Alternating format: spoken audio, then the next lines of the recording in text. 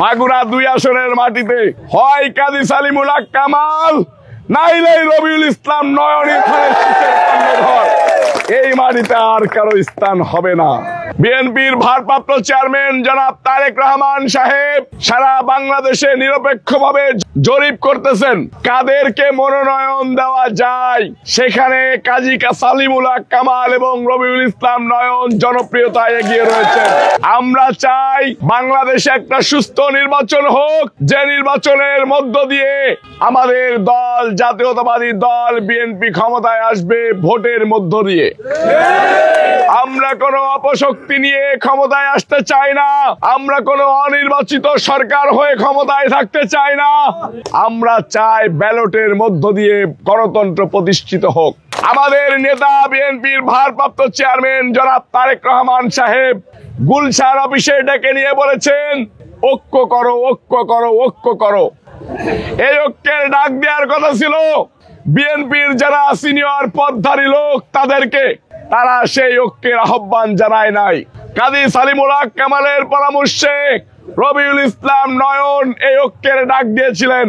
সেই ঐক্যের ভিতর দিয়ে 3-4 দিন আগে শালিখা পূজা মণ্ডপ থেকে আসার সময় যুবদলের কিছু নেতৃবৃন্দ আমাকে সালাম দিলে আমি এগিয়ে যাই রুটি খাইতে খাইতে। গিয়ে দেখি দাদার অফিস, সেখানে যাই। বসার পরে সকলে মিলে একত্রিত ভাবে বলি, ধানের শীষ যার আমরা ভোট দেব তাকে। সেটাকে নিয়ে 2-4টা পুচকে পাচকা বাচ্চা বিভিন্ন ভাবে লেখালেখি শুরু করছে। আরে ভাই, এতটুকুই তোমাদের সম্পদ, ওই আন্ডা বাচ্চার ভিতরে সীমাবদ্ধ। রবিউল ইসলাম নয়ন, কাজী সালিমুল হক কামাল এই এলাকার জনপ্রিয় মানুষদেরকে নিয়ে চলাফেরা করে, কোন দেউলিয়া ভুইফোর লোকজন দিয়ে চলাফেরা করে। যারা ইউনিয়নের নির্বাচিত চেয়ারম্যান ছিল, ইউনিয়নের সভাপতি ছিল, এই লোকগুলাই মাগুরা 2 আসনের বিএনপি কে বাঁচিয়ে রেখেছেন। এই লোকগুলাই মামলা খেয়েছেন, এই লোকগুলাই জেল খেয়েছেন, এই লোকগুলাই ঘর ছাড়া হয়েছেন। তাদেরকে উপেক্ষা করে কোন ইন্ডিয়ার দালালকে মাগুরার মাটিতে স্থান দেওয়া হয়। ভারত বিরোধী আন্দোলন বাংলাদেশের প্রত্যেকটা মানুষ, বাচ্চা থেকে মুরব্বী পর্যন্ত ভারত বিরোধী আন্দোলন করে এসেছে। সেই ভারতের কুটাই মাগুরা 2 আসনের মাটিতে মনোনয়ন হবে ধানের শীষের। এটা জীবন থাকতে দিব না, দিব না, দিব না।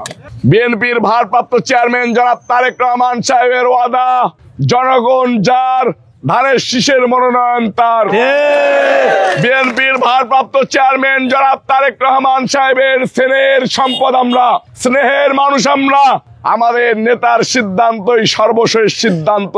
কিন্তু আমাদের নেতাকে যারা ভুল বুঝিয়ে কোটা দিয়ে মাগুরা 2 আসনের ধানের শীষকে নষ্ট করতে চায়, তাদেরকে ছাড় দেওয়া হবে না। মাগুরা 2 আসনের মাটিতে শুধু এতটুকু বলে রাখি, হয় কাজী সালিমুল হক কামাল নাইলে রবিউল ইসলাম নয়নী ধানের শীষের কর্ণধর। এই মাটিতে আর কারো স্থান হবে না।